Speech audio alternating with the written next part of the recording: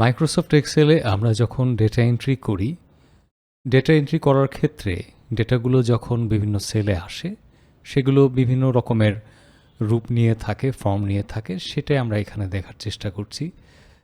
যেমন আমরা যদি কোনো একটি অ্যাক্টিভ সেলে লিখতে চেষ্টা করি যে সেলস শিট, এবং এখানে যদি আমরা এটাকে অ্যাকসেপ্ট করি, কন্ট্রোল দিয়ে এন্টার হতে পারে, হতে পারে বা ট্যাব দিয়ে হতে পারে, দেখা যাবে এটা লেখার পরে এই সেলের যে অ্যালাইনমেন্টটা, এটা বাই ডিফল্ট লেফট রয়ে গেছে। আমরা একইভাবে এখানে লিখলাম, কয়েকটা টাইটেল এখানে লিখছি।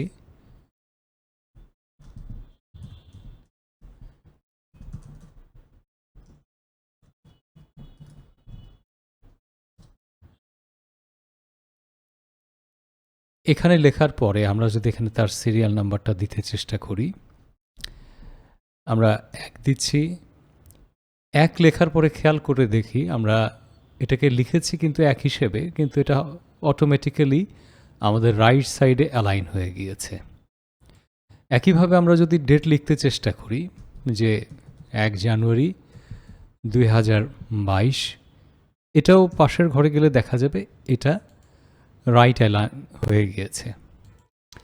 একই রকমভাবে আমরা যদি নেম লিখি,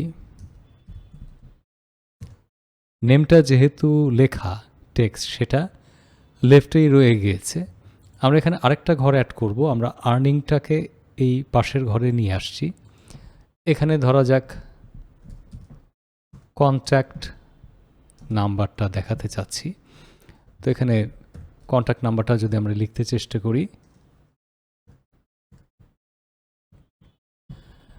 এবং এটা লেখার পরে আমরা যদি এন্টারে প্রেস করি, আমরা দেখতে পাবো এটাও আমাদের রাইট অ্যালাইন হয়ে গিয়েছে, কিন্তু এটা কিন্তু আর মোবাইল নাম্বার নেই, এটা হয়ে গেছে এখন একটা নাম্বার। যার কারণে নাম্বারের হওয়ার কারণে নাম্বারের সূত্র অনুযায়ী সামনে যে শূন্যটা থাকে, এটা কোনোভাবেই শূন্যটাকে অ্যাকসেপ্ট করবে না। তো এক্ষেত্রে সহজ একটা উপায় হচ্ছে যে যখন আমরা মোবাইল নাম্বারটা টাইপ করব, তখন শুরুতে যদি একটা অ্যাপোস্ট্রফি সাইন দিয়ে নেই, তারপর যদি আমরা মোবাইল নাম্বারটা টাইপ করি, তাহলে আর কোনো প্রকার সমস্যা হবার কথা নয় এবং সামনে জিরোটা প্রিজার্ভ থাকবে।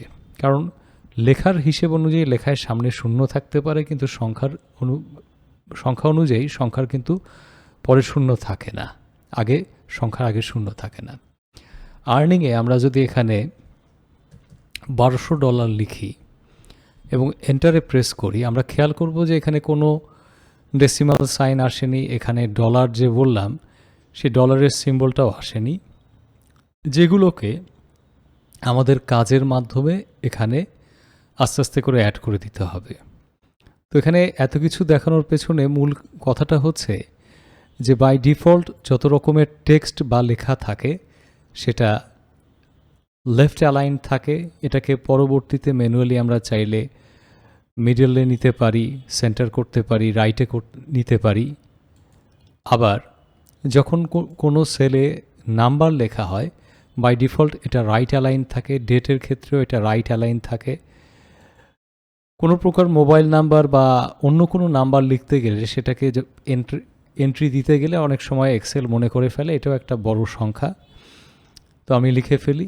আর আর্নিংয়ের ক্ষেত্রে কোনো প্রকারের ডলার সাইন বা কমা সাইন বা ডেসিমাল যদি আমরা এখানে 0.50ও দিতে চেষ্টা করি, খেয়াল করে আমরা করছি এখানে কিন্তু মানে শূন্যটা থাকছে না।